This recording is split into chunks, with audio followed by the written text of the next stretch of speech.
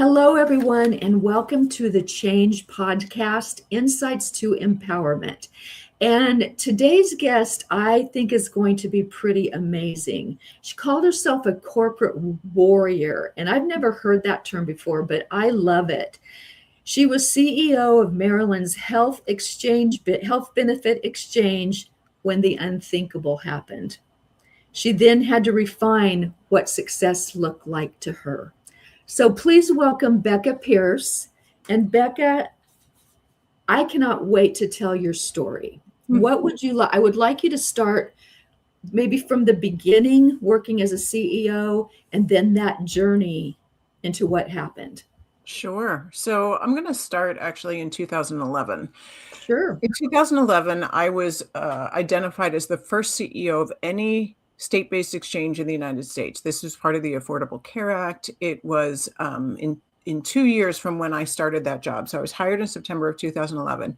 By October of 2013, our job was to implement an entirely new way that healthcare was delivered for individuals and small businesses. When I was hired, I didn't have a desk. I didn't have any other employees. I didn't have a computer. I had some of the legislation was written in the state, but nothing else had been actually put in place. And I did it anyway. I couldn't have believed more in what we were doing. It was just so powerful. The idea of bringing healthcare to all of these people, it really inspired me to, that's what I was working for.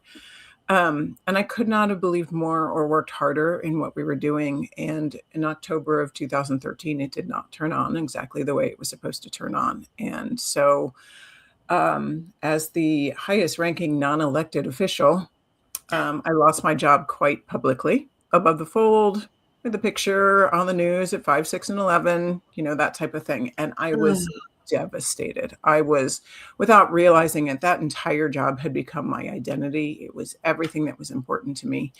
The good news is I landed on my feet. I had 3 job offers within 3 weeks. I turned all of them down, quite frankly, because they were just too much. But I did land on my feet at a Medicaid company that then got bought by a hospital system. So I found myself very quickly as a vice president within a hospital system, months of losing my job, which is amazing for a woman because women don't normally bounce back that quickly.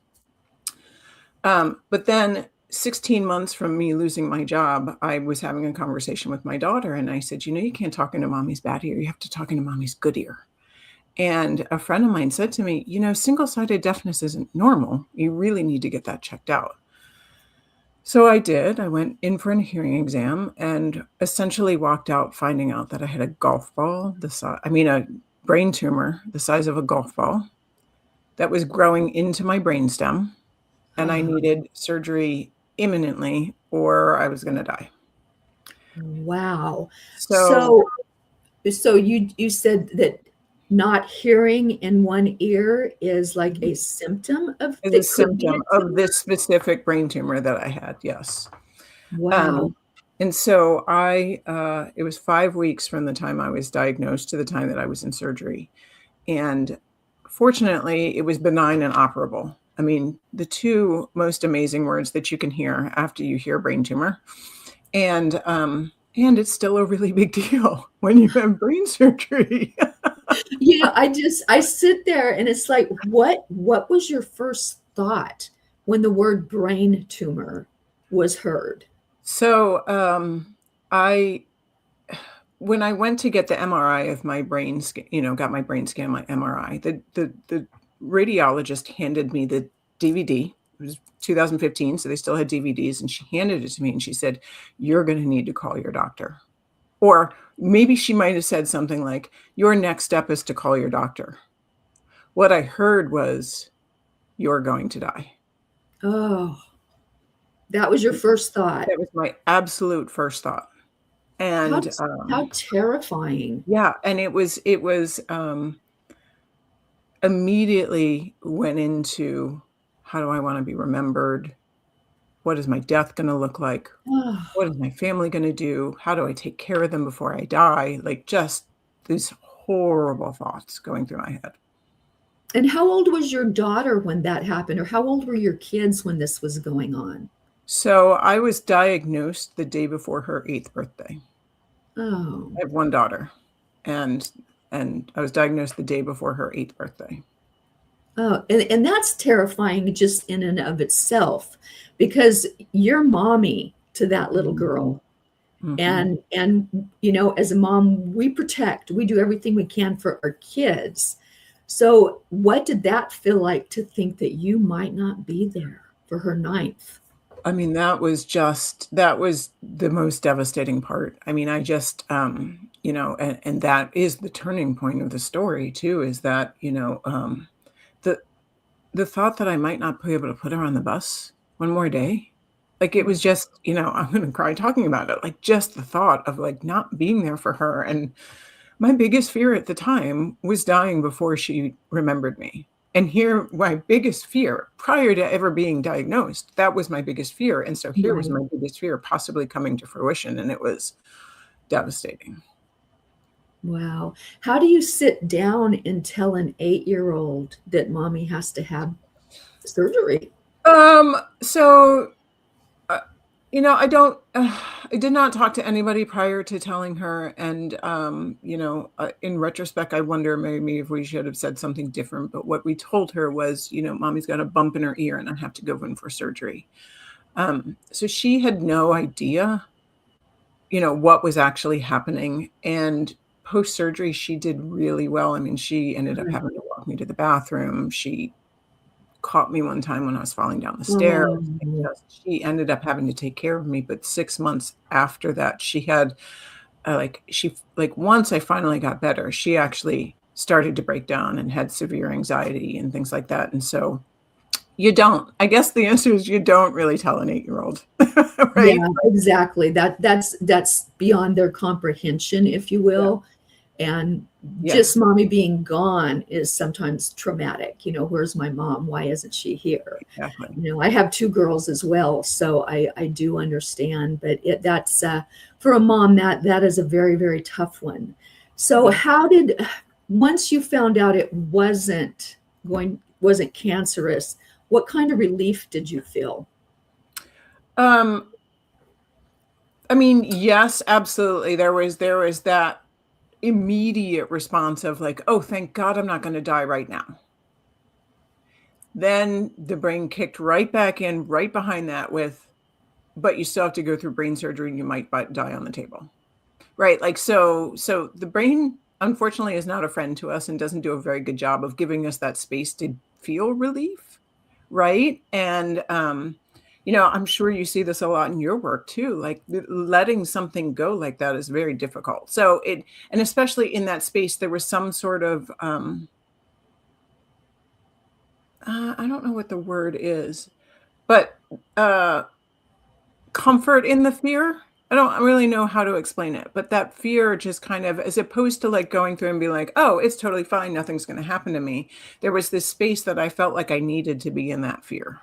Yeah, and fear keeps you a little bit edgy, keeps you a little bit on top of things, kind Mhm. of kind of motivates you to at least look around and figure things out. It does for me, Yeah. but I know there's a lot of chatter that goes on as well.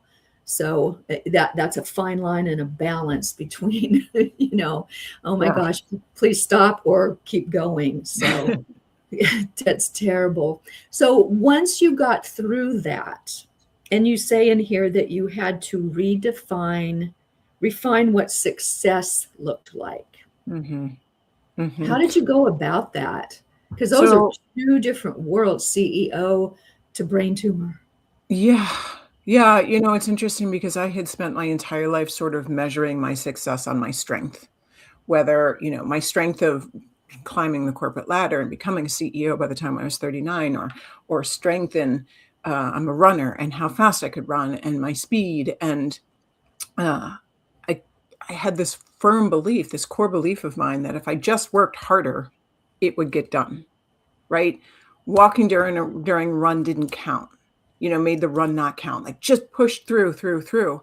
Um, but all of a sudden, when you wake up and your face is paralyzed and there's nothing you can do to fix your face, you're deaf in your left ear. I'm mostly blind in my left eye. I had to relearn to walk. I couldn't make it 3 steps. I had to relearn to walk. Like just all of the things that I had believed in my life that made me who I was were completely gone.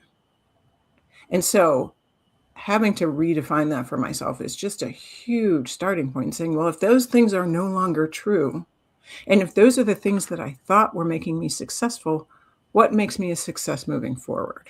How do I redefine that for myself? And so that was sort of that point where I just went, oh, who am I? Right? That's the second time in 2 years I lost my identity completely. Wow, and I know that we at times have to ask that of ourselves, but I have asked it on my own. You were forced to ask it. Mm-hmm. So Yes. were you ready for the answer?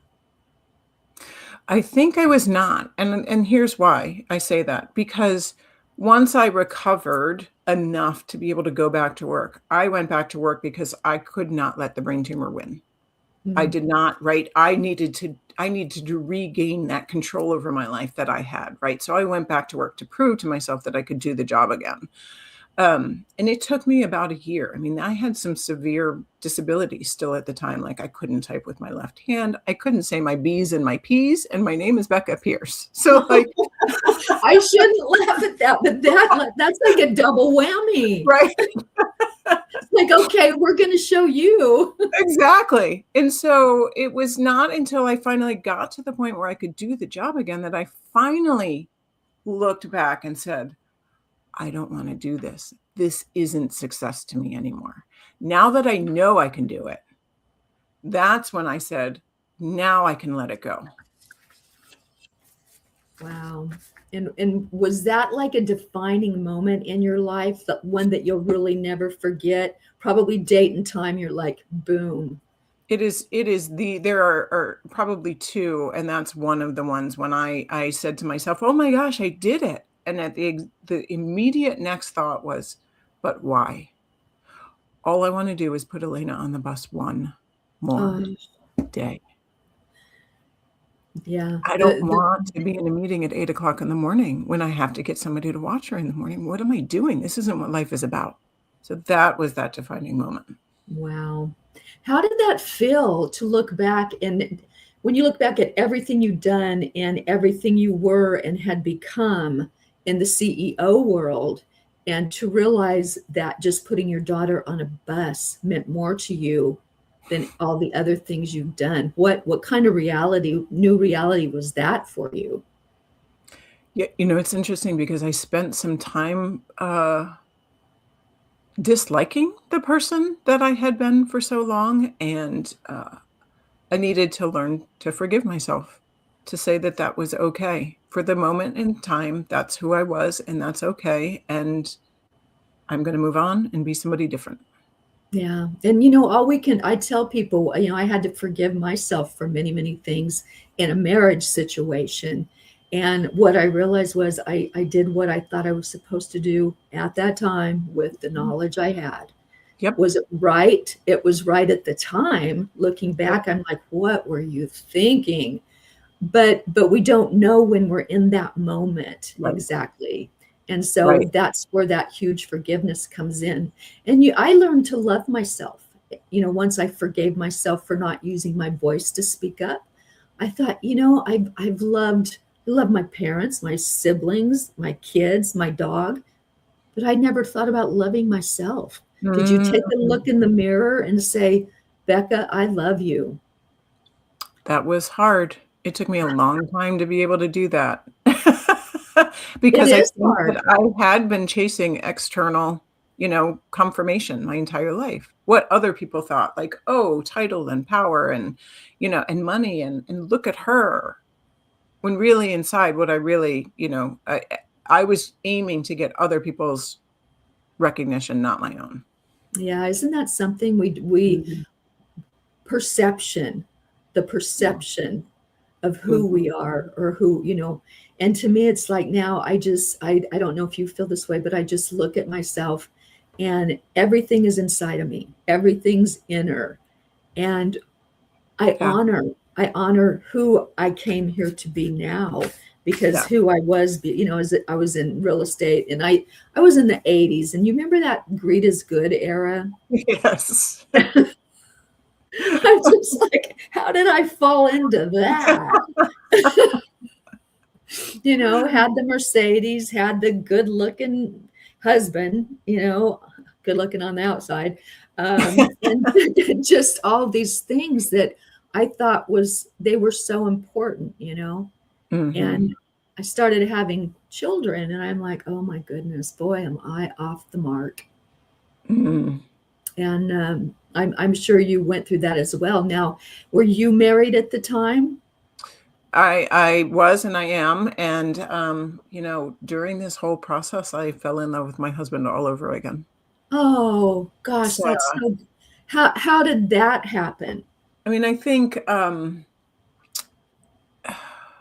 the moment that I did not tell him that, so when I was diagnosed, I figured it out at 11 o'clock in the morning. I was diagnosed, and he was not with me then. I didn't tell him until he came home from work that night. He went to every single doctor's appointment with me. He sat Oh, with me when I cried. He has never been more supportive in his entire life. And let's be clear, like, he's been very supportive. I was the breadwinner for a long time. And so I was flying to California. He was taking care of the 1-year-old, right? Like, this whole process, he's been supportive his whole life. But he was the one who gave me this space to not only grieve what was happening to me at the time during the surgery, but then also gave me the space post-surgery to change, right? He gave me that space to say, I stand behind you, I stand beside you, I stand with you. Anything that you want to do. You want to quit corporate America and become an executive coach? I'm with you. You want to write a book? I'm with you. Everything that he's ever done is completely supportive. wow, you're very lucky. You're very lucky. I am very lucky. I love that. And you mentioned a word that I think is very, very important in times like that, grief. Did you grieve the old you for a while? I did. In fact, I talk about this. There are 4 phases that people go through when they change, and one of them is this mourning of the old you, right? This recognition that, like, but every once in a while, you look back and you go, but I liked that person, right? I have one client right now who said, you know what?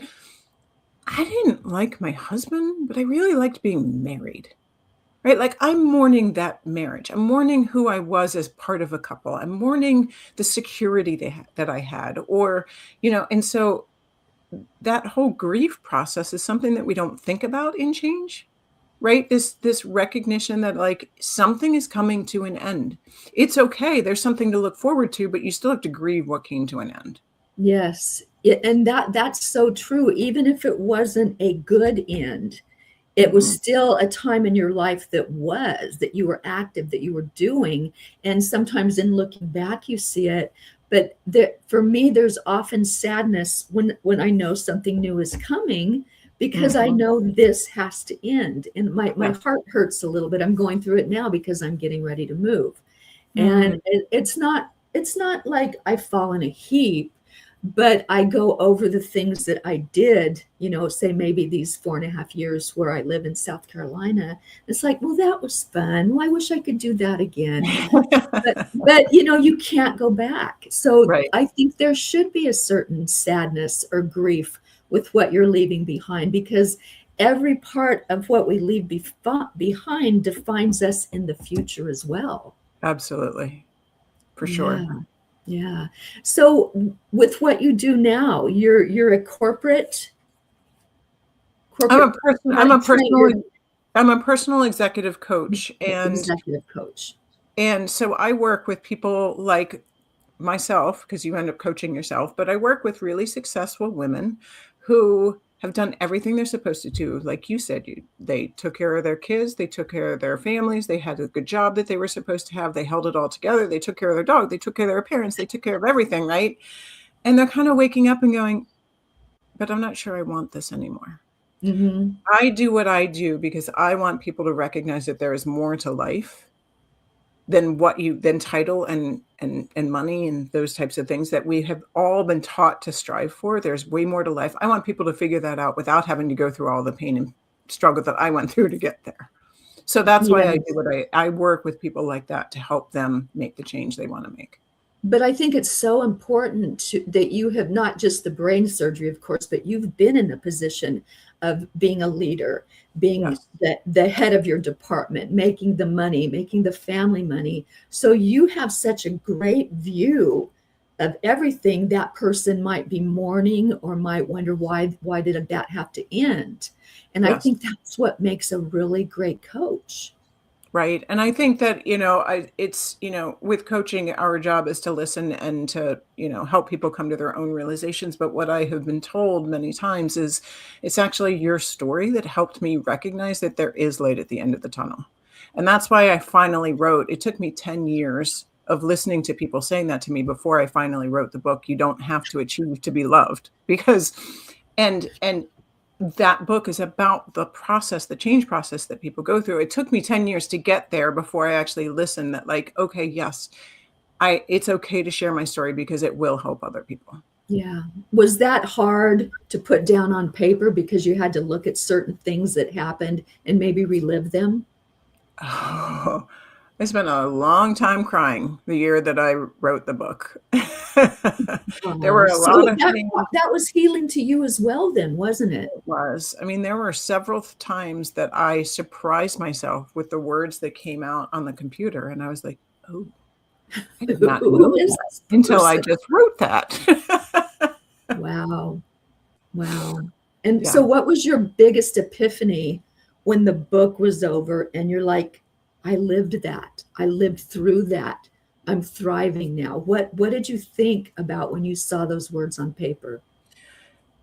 I think for a long time, and I don't know if this is a human thing or just a woman thing, but I just didn't listen. I just didn't think it was a big deal. Right. Okay. Right. So I lost my job publicly, and everybody says, "Oh my God, you had so much courage." But when you have a diagnosis, you put one foot in front of the other. That's the only thing you can do. When the book finally came out, I thought, huh, I really have done a lot. You So it's the first time I allowed myself to accept that.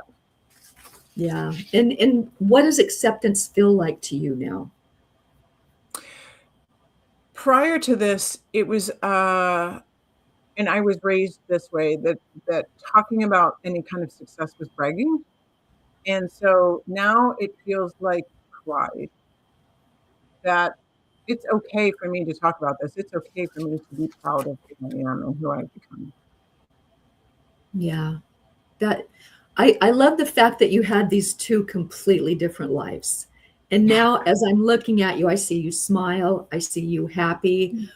Would that have been you if I'd have interviewed you 15 years ago? No, so I joke that I'm like a bad after school special. Um, I remember those. right, for those of us in Someone the was 80s, always right? troubled. I used to joke, leave your emotions at the door. We got shit to do. We got stuff to do at work. Don't bring it to work. I raised as an Irish Catholic. We didn't talk about our emotions. I didn't know what emotions. I have an emotion wheel on my wall because sometimes I don't have the words for what I'm feeling. So, 15 years ago, this would have been about, getting stuff done and what do we need to do and the data and all of that kind of corporate America stuff. Yeah, absolutely. Now you have a boat, correct? Yes. Did Yes, you we do. have that boat years ago? We actually got that boat the year of my surgery. It was delivered 2 weeks before my surgery.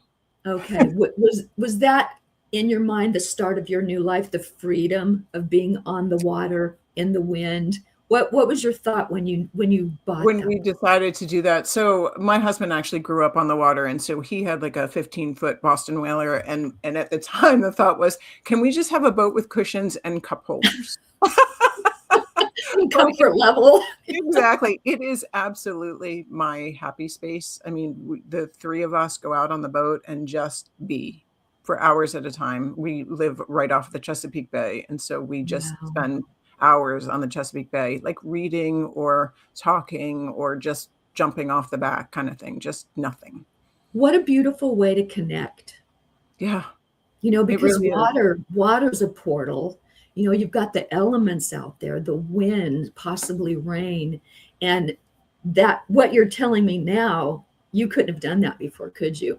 That No, take time for yourself or no. just Oh my enjoy God. No way. talking. No, absolutely Yeah. not.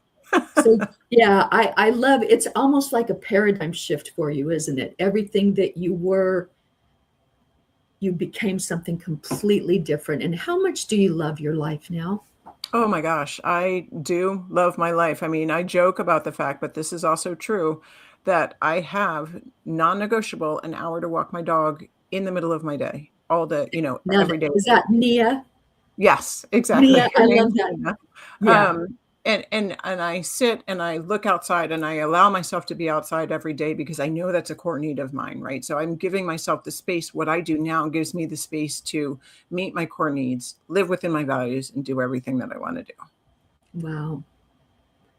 This is like one of the best stories because it's so, well, first of all, it's raw. And I love that you're talking about it like this, admitting who you were. And then here's this lady that sits on a boat and walks her dog, it's so, I think this is so freeing for a lot of women that think they have to juggle everything. I did that for a while. I lived in Mhm. my car, taking kids here and there and eating Right. in the car. And it's like, what was I doing to them? That Mm. everyone has to be busy every second of the day to where there's no room to just enjoy a breath. Yeah, right. No Exactly. room. And so I am so happy to hear this story because you were like one of those that was so ensconced and like that. And now you're open to a whole new world Yeah. through Yeah. something that could have taken your life. Yeah. And I think the beauty of it is that going just quickly back to that morning thing, the way that I coach now is there are times that we are very much talking about the emotion.